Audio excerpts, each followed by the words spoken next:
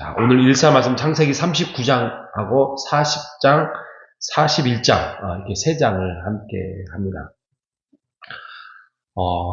형들로 인하여서 팔림을 당했습니다. 요셉이 팔림을 억울하죠. 아무리 이복 동생이라 하지만 그래도 아버지가 갖고 한 가정에서 오랫동안 살았는데 아무리 요셉이 잘난 체 좀 한다고 해서 그렇게 죽임을 당할 뻔 하다가 팔림을 당한, 그래서 이집트로 팔려가게 되었습니다.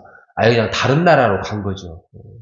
다른 나라로 팔려갔는데 그럼에도 불구하고 요셉에게는 하나님이 함께 계셨다는 내용이 잘 나와 있습니다.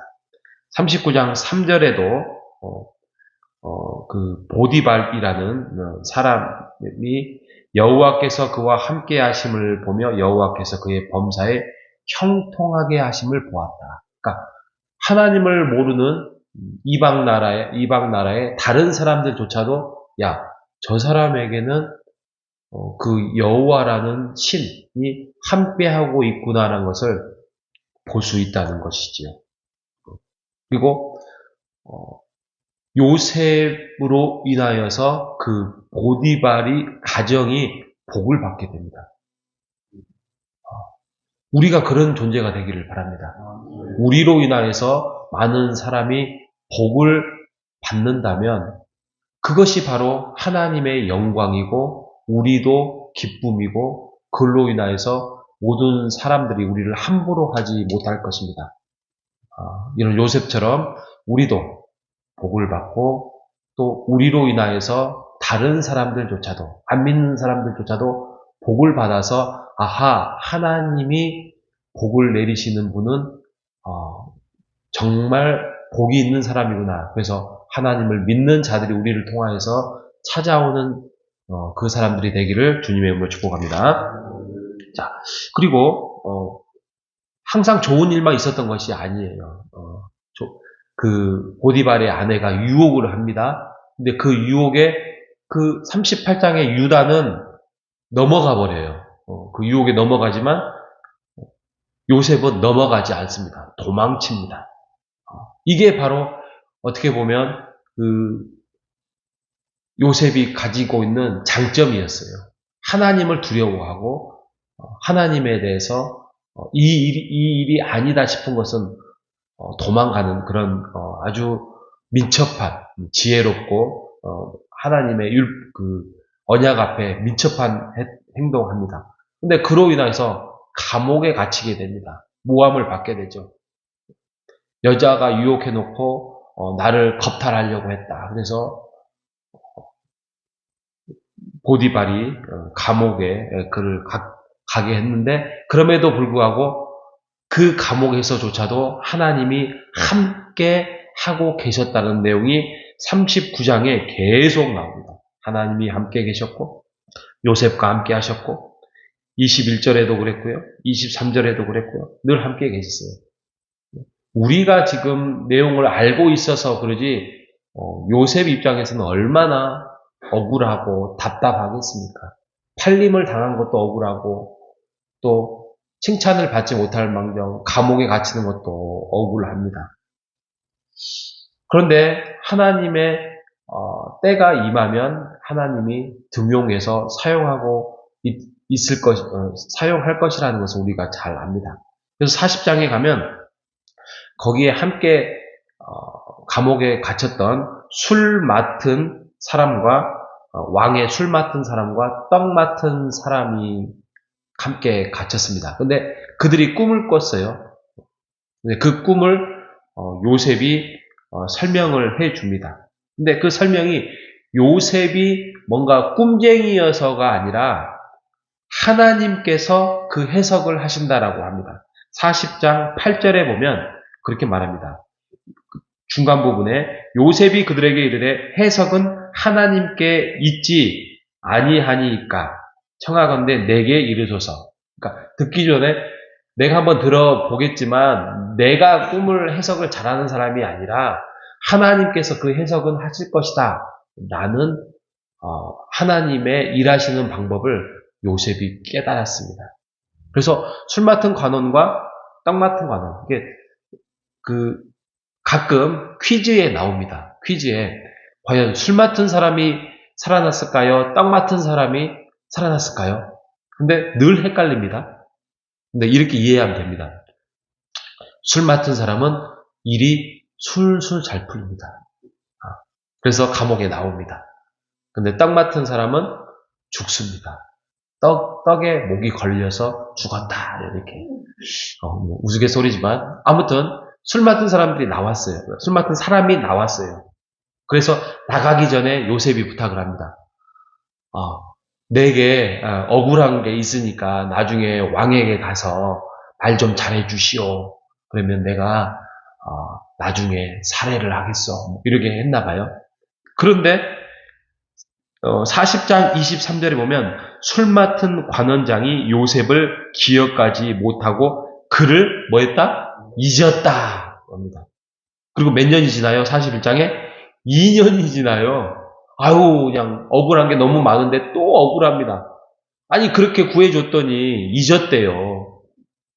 그리고 2년 동안 또 감옥에 갇혀있다. 여러분, 이 말이 2년이지. 이게 억울한 것도 아마 속이 타서 스트레스 받아서 죽었을 것 같아요. 그런데 아무튼 버텼습니다. 여기서 우리가 성경을 보는 눈이 있어야 돼요. 그냥 술 맡은 관원이 잊었다. 왕에게 말을 못했거나 그런 것도 아니고 잊었대요. 그냥 자기만 살았대요. 이것을 우리는 어떤 안목으로 봐야 되냐면 하나님의 때가 아직 아니다. 그렇죠? 그러니까 요셉의 마음은 빨리 나와서 그 억울함을 풀고 다시 보디발의 집에 가든 다른 집에 가서 이렇게 가정 총무를 하거나 내가 좀 억울한 일을 자유함을 주겠다. 이렇게 생각을 했나 봅니다. 근데 하나님의 계획은 그러지 않았어요. 하나님의 계획은 너는 이제 어떤 한 가정의 총무가 아니라 애굽 나라의 총리가 될 것을 하나님이 계획하신 거예요. 그러긴데 아직은 때가 아니라는 거죠. 그때까지 하나님이 들어서 사용하기 전이 되려면은 아직 세월이 필요하다는 거예요. 우리가 이런 마음으로 살아야 됩니다. 나는 왜 일이 안 풀리고, 왜 나는 이렇게 힘들고, 왜 나는 아직 그러지? 그것은 하나님의 때가 아직 아니다라는 사실을 우리가 믿음으로 믿고 나아가야 할 것입니다. 세월이 지났습니다. 2년이 훌쩍 지났습니다. 그런데 왕이 꿈을 꿨습니다. 근데 그 꿈을 풀어낼 사람이 한 명도 없어요. 애굽이라는 그 큰 나라에. 그때서야 술 맡은 관원이 생각이 났습니다. 맞아. 내가 감옥에서 그 꿈을 해석해가지고 내가 이렇게 지금 다시 복직을 하게 됐는데 그때 요셉이라는 친구가 있었는데 그렇게 해가지고 왕에게 그것을 아뢰게 되지요. 그래서 드디어 이제 만남이 이루어지게 됩니다. 만남이 이루어지고 그 꿈을 해몽하고 나중에 7년이면 풍년, 7년 후는 흉년, 그러니 곡식에 저장을 해놓고 이렇게 해서 나중에 유명한 사람이 돼서 총리가 됩니다. 총리가 되고 또 결혼도 하고 이렇게 됩니다. 하나님께서 이제 모든 세팅이 다 끝났습니다. 누구를 불러내기 위해서 이제 야곱의 가족을 이제 부르기 위한 세팅이 다 이제 끝났습니다. 요셉이 팔릴 때의 나이가 몇 살인지 아십니까? 17살입니다. 그리고 지금 요셉이 지금 총리가 됐을 때가 30살입니다. 13년이라는 세월을 팔림과 감옥과 억울함 속에서 지낸 사람이 바로 요셉이었고 그 시간을 이용하고 사용하고 활용했던 사람이 바로 하나님이셨습니다. 여러분, 바로 우리가 그렇게 사용을 받고 있는 것입니다. 하나님의 일하심, 하나님의 영광, 하나님의 나라를 통하여서 우리도 똑같이 요셉만큼은 억울한 일이 없지 않습니까? 하지만 그 시간 속에서 일하시는 하나님은 여전히 우리를 통하여서 일을 하고 있다는 사실을 기억하시기를 바랍니다.